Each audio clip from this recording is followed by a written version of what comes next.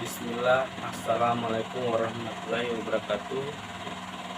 Perkenalkan, nama saya Muhammad Talampesi dengan NIM S1F1210131 dari program studi Rekayasa Infrastruktur dan Lingkungan, jurusan Teknik Sipil, Universitas Halu Oleo.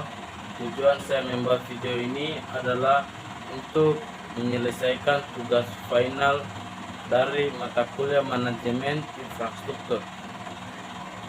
Mungkin langsung saja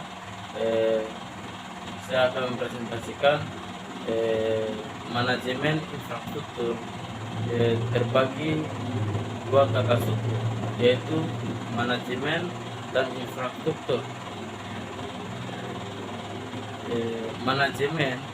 Manajemen adalah hal pokok dalam sebuah perusahaan. Tanpa manajemen, perusahaan tidak berjalan dengan baik. Manajemen juga adalah proses perorganisasian, pengaturan, pengelolaan SDM sampai dengan pengendalian agar bisa mencapai tujuan dari suatu kegiatan. Manajemen sangat diperlukan untuk kebutuhan pribadi maupun berbisnis.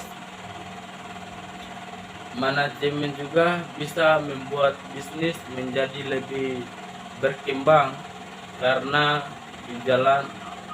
dijalankan secara struktural dan prosedur. Dengan demikian, proses manajemen akan membantu teman-teman untuk mendapatkan keputusan atau kebijakan yang baik. Umumnya manajemen dilakukan oleh jabatan tertinggi seperti pemilik perusahaan sampai dengan manajer.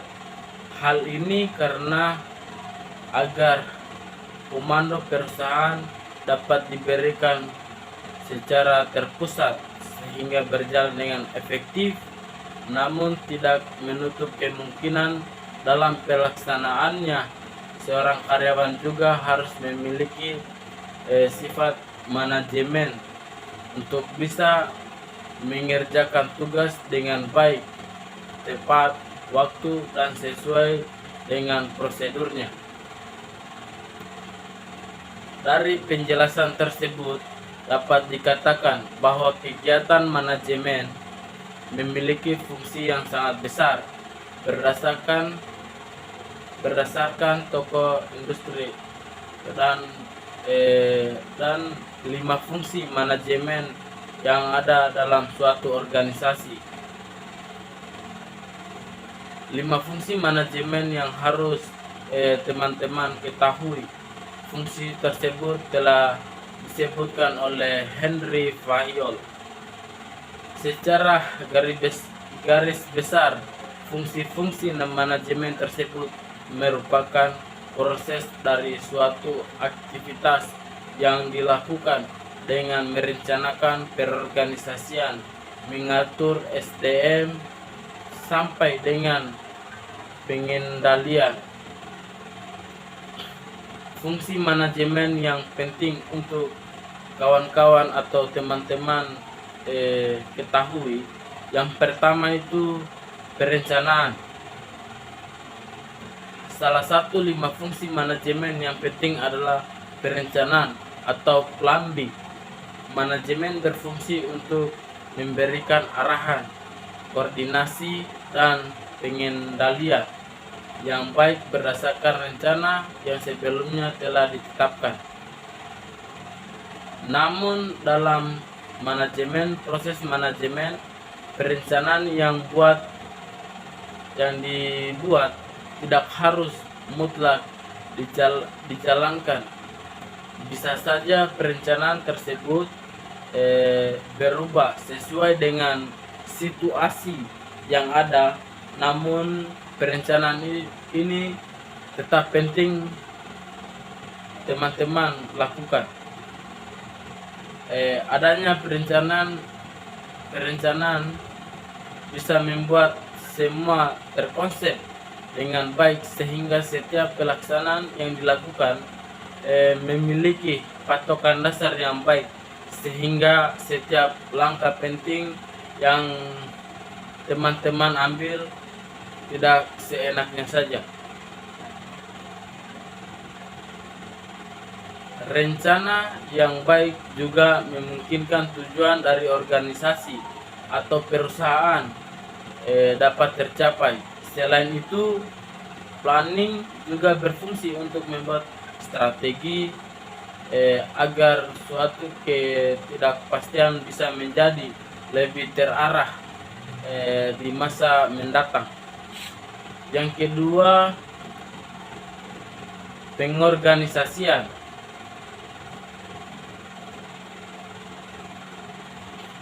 Pengorganisasian dilakukan dengan mengelola sumber daya yang ada dengan baik sampai dengan melakukan pengaturan agar rencana yang sudah ada dapat berjalan sesuai perkiraan.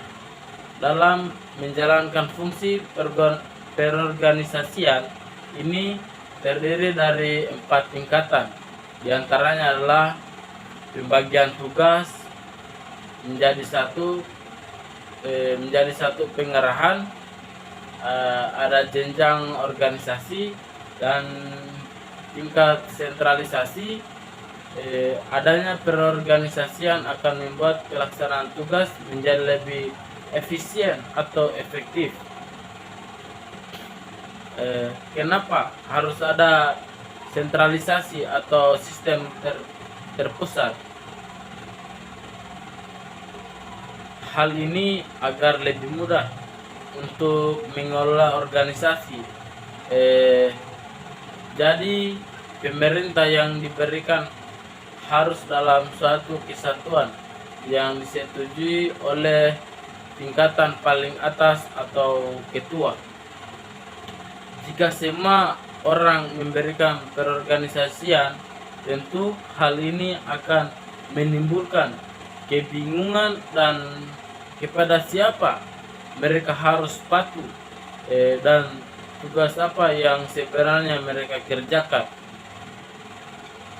Lain halnya jika perorganisasian tersebut dilakukan secara terpusat, sehingga setiap orang lebih mudah untuk menjalankan tupoksinya sesuai yang diberikan oleh orang berwenang tersebut. Mungkin ketiga, pengarahan. Kita sebutkan fungsi manajemen lainnya, ini pengarahan atau briefing. Pengarahan juga diperlukan untuk setiap kegiatan yang melibatkan banyak orang seperti organisasi atau perusahaan. Fungsi manajemen pengarahan ini memberikan untuk memudahkan proses pelaksanaan tugas agar berjalan sesuai harapan. Pengarahan biasanya diberikan dari tingkat atas ke bawah. Contohnya dari manajer ke karyawan. Arahan ini diberikan untuk SDM, sumber daya manusia, yang termasuk dalam anggota dari perusahaan atau organisasi. Adanya briefing sebelum juga minimaliskan resiko kesalahan yang dilakukan oleh karyawan. Yang keempat, koordinasi. Fungsi-fungsi manajemen yang penting juga itu bertujuan untuk saling koordinasi atau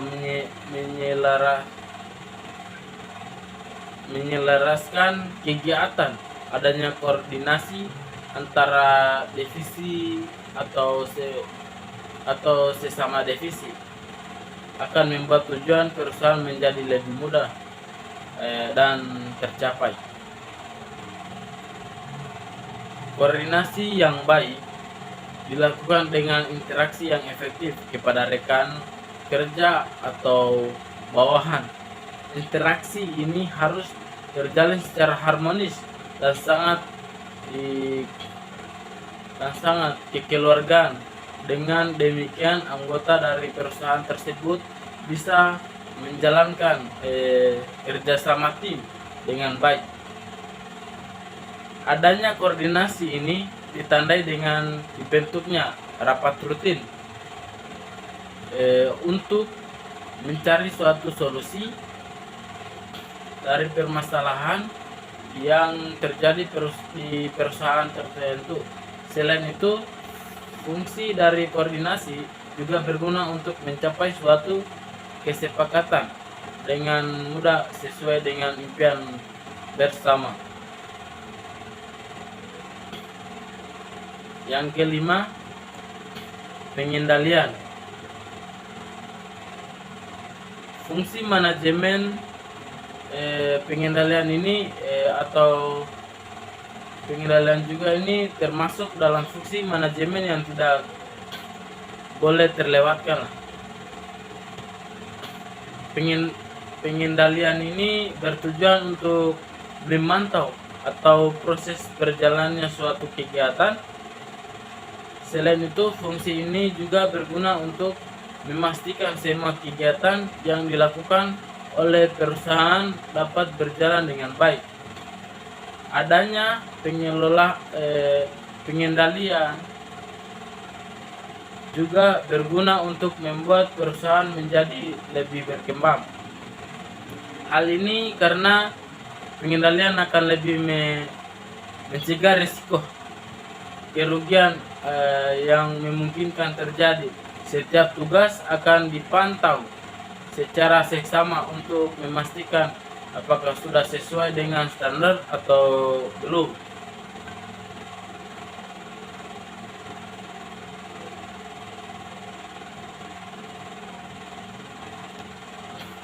Selain itu, dari pengendalian ini bisa kita lihat bagaimana evaluasi ke depannya. Hal ini karena setiap kegiatan yang nantinya dilaksanakan akan selalu ada masalah yang kita hadapi.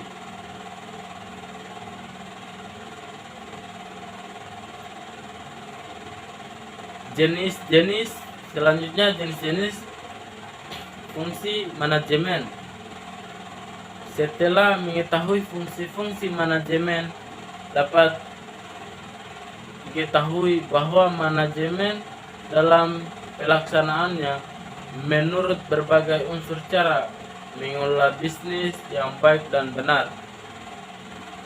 Hal tersebut dapat diketahui secara lengkap dari pembagian jenis manajemen yang dilihat dari 5 fungsi sebelumnya yang saya jelaskan.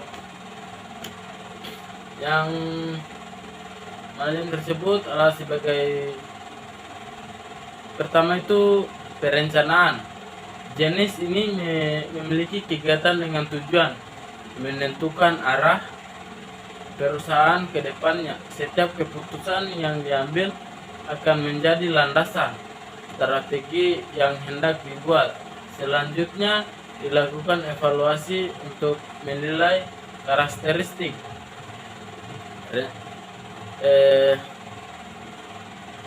rencana tersebut. Pengorganisasian jenis manajemen ini dilaksanakan dengan melibatkan banyak orang yang terkait dengan perusahaan, pihak-pihak internal maupun eksternal perusahaan. Contohnya tenaga kerja yang dibutuhkan oleh perusahaan. Jenis manajemen untuk menyusun SDM yang dimiliki oleh perusahaan sudah menjadi tugas dari manajemen perusahaan. Contohnya dalam bidang peningkatan keahlian atau pengembangan proses, rekrutmen DSB, SDM di perusahaan penting untuk ditingkatkan agar perusahaan berkualitas, karena manusia adalah penggerak dari perusahaan. Yang selanjutnya pengarahan.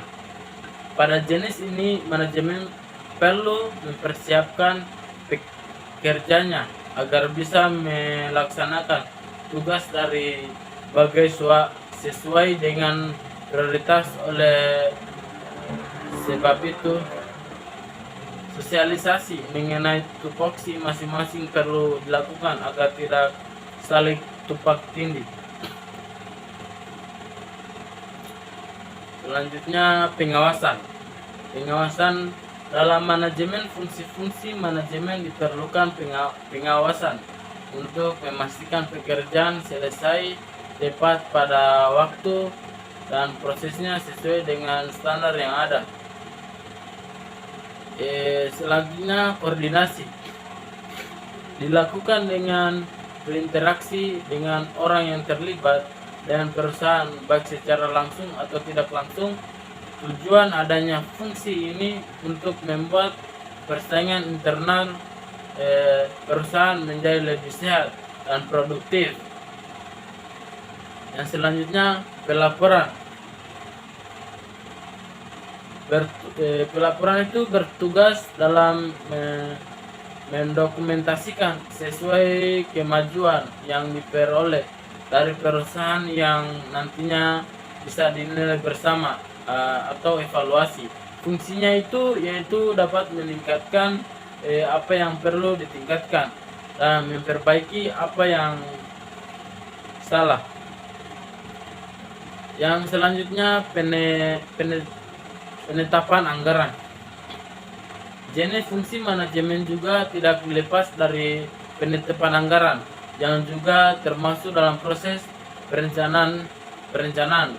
Tugas manajemen perusahaan perlu untuk menyusun keuangan dengan baik untuk menilai apakah sudah mencapai target atau belum.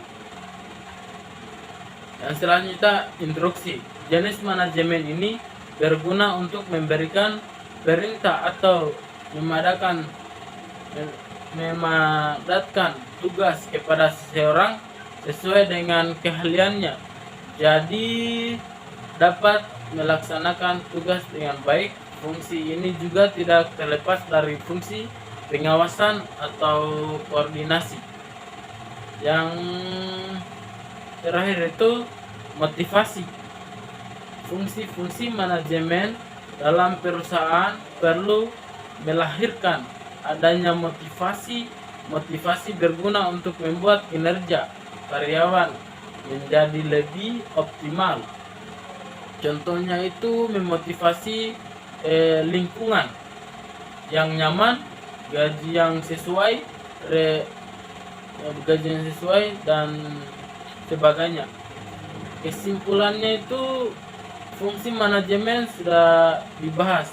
Telah diketahui bahwa fungsi-fungsi manajemen tersebut memiliki peran penting untuk menjalankan berbagai kegiatan dalam lingkup perusahaan atau berorganisasi.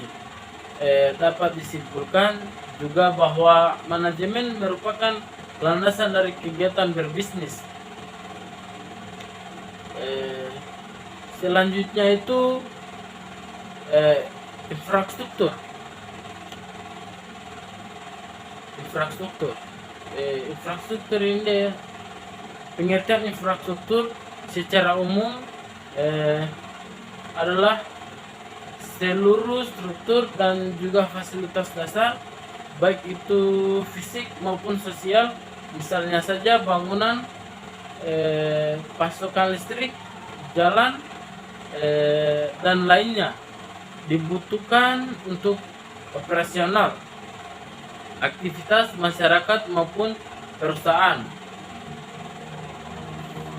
Pendapat lain yang menggunakan bahwa infrastruktur merupakan segala jenis fasilitas yang diperlukan oleh masyarakat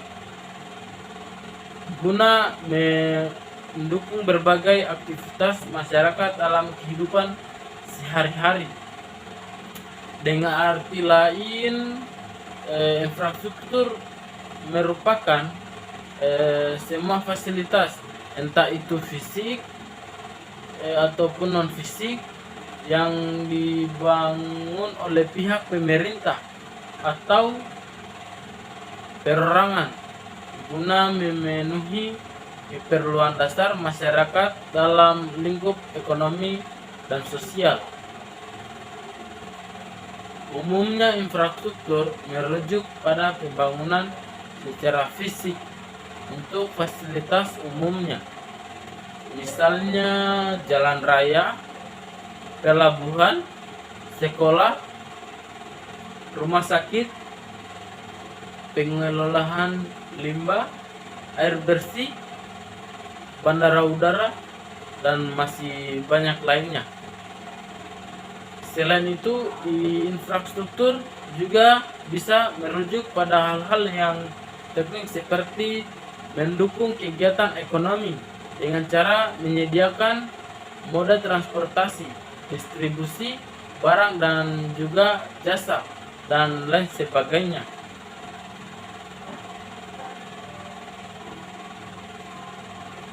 Jenis-jenis infrastruktur. Jenis-jenis infrastruktur untuk bisa memiliki sebuah pembahasan yang lebih komprehensif, memahami apa saja jenis infrastruktur yang bisa memberikan kita sebuah penjelasan yang lebih detail atau memahami apa itu infrastruktur yang sebenarnya. Infrastruktur sebagai aset yang berupa fisik atau non fisik dan bisa menunjang kehidupan masyarakat secara umum dalam segi sosial dan juga ekonomis. Perlu teman-teman ketahui juga bahwasannya itu infrastruktur juga dibedakan menjadi beberapa jenis. Yang pertama itu infrastruktur keras.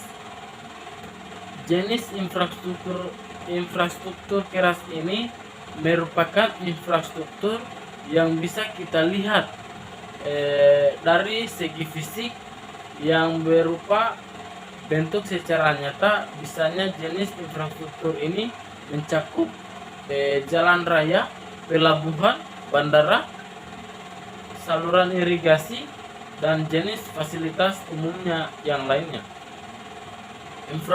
Infrastruktur keras non fisik, jika menurut pada jenis infrastruktur keras non fisik, hal ini mencakup berbagai upaya yang dilakukan untuk mendukung secara sarana dan prasarana secara umum yang berguna untuk mendukung berbagai kegiatan sosial serta ekonomi masyarakat umum.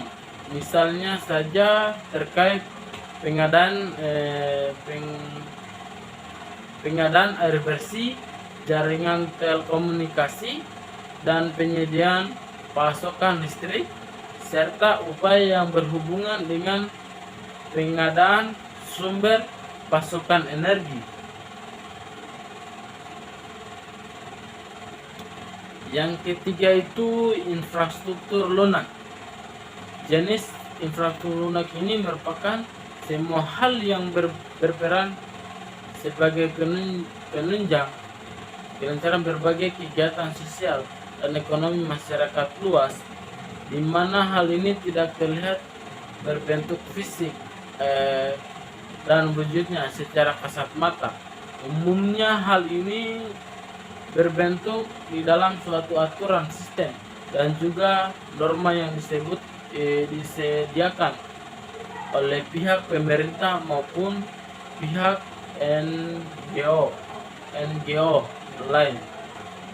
Contohnya saja penerapan etika kerja yang baik dan benar, layanan publik, peraturan yang dibuat oleh pemerintah mencakup undang-undang yang berisi mengenai aturan hukum, perdagangan, dan lainnya. Selanjutnya, komponen infrastruktur. Yang pertama itu komponen infrastruktur yang mempunyai input. Karakteristik dari komponen jenis ini berfokus pada jenis infrastruktur yang bisa memberikan hasil atau masukan untuk kondisi ekonomi dan sosial masyarakat. Misalnya seperti pasokan sumber air bersih dan sumber listrik dalam kehidupan sehari-hari masyarakat secara umum. Yang kedua itu komponen karakteristik infrastruktur yang mengambil output. Karakteristik dari komponen jenis ini berfokus pada pengambilan output yang diperoleh dari kegiatan masyarakat umum, misalnya saja sistem pembangunan sampah dan limbah, sistem pendukung drainase atau saluran air dan lain sebagainya. Yang selanjutnya komponen infrastruktur gabungan dari keduanya. Karakteristik dari komponen jenis ini biasanya berfokus pada gabungan dari dua jenis komponen di atas yang saya baca tadi, di mana komponen yang satu ini berfokus pada proses pemberian dan juga pengambilan suatu hal dari kehidupan sehari-hari masyarakat, misalnya saja penggunaan jaringan telekomunikasi dan lain sebagainya. Di sini masyarakat akan memberikan sebuah input untuk mengakses komponen infrastruktur yang menjadi penopang kegiatan sosial dan ekonomi masyarakat, misalnya saja kegiatan masyarakat dalam membayar sebuah tagihan telepon. Dengan begitu masyarakat akan memperoleh output berupa akses jaringan telekomunikasi sebagai penunjang kegiatan sosial dan juga ekonomi mereka. Fungsi infrastruktur berikut fungsi-fungsi infrastruktur, contohnya beserta fungsinya. Yang pertama itu jembatan. Jembatan dia berfungsi sebagai penghubung antara satu tempat dengan tempat lainnya. Tempat tersebut bisa berupa suatu daerah maupun kota. Jika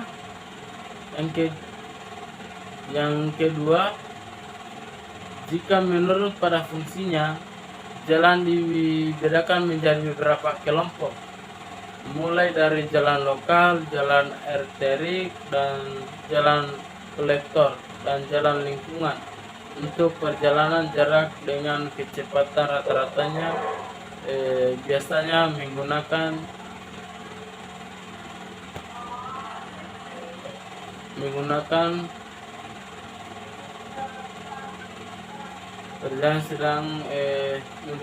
jalan arteri, sedangkan untuk perjalanan jarak sedang dengan kecepatan rata-rata sedangkan biasanya menggunakan jalan kolektor.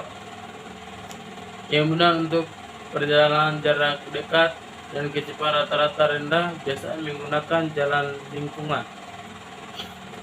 Yang terakhir itu rumah berfungsi sebagai tempat tinggal dan tempat untuk berteduh serta melakukan berbagai aktivitas lainnya.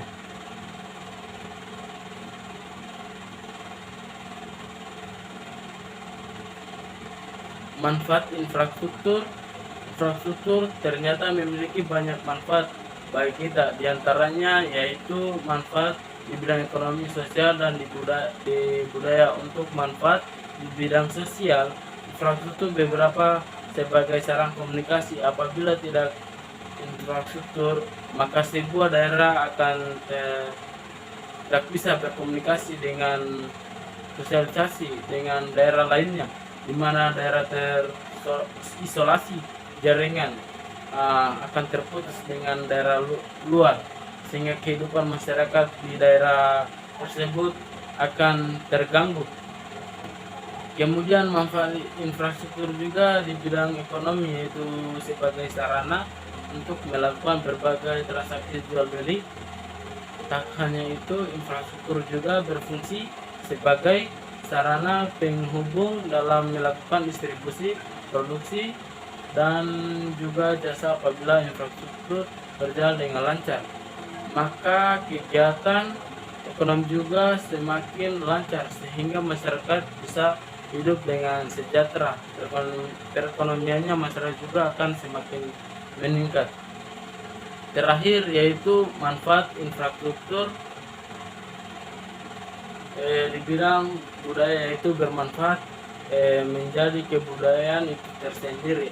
Misalnya yaitu rumah-rumah adat. Dalam hal tersebut, infrastruktur yang berupa rumah-rumah adat dibangun sesuai dengan kebudayaan yang ada di tempat tersebut. Dampak pembangunan infrastruktur yaitu bisa menjadi pendorong pertumbuhan ekonomi masyarakat pada umumnya, namun juga sebaliknya, pertumbuhan ekonomi juga bisa menjadi salah satu tekanan atau bagi infrastruktur, sehingga pertumbuhan ekonomi juga bersifat positif, bisa mendorong peningkatan kebutuhan masyarakat akan berbagai macam infrastruktur. Peran infrastruktur juga di sini yaitu sebagai penggerak di sektor perekonomian dan bisa menjadi pendorong berkembangnya sektor-sektor terkait sebagai multipilar. Pada akhirnya hal ini akan menciptakan lapangan bisnis atau baru diberikan output yang berasal dari hasil produksi sebagai input untuk komunikasi.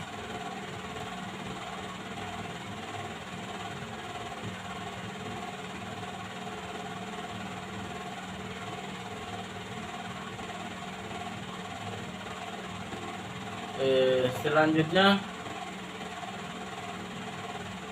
dalam sebuah pembangunan ekonomi akan memberikan dampak di dalam pertumbuhan ekonomi masyarakat dan juga kualitas hidupnya.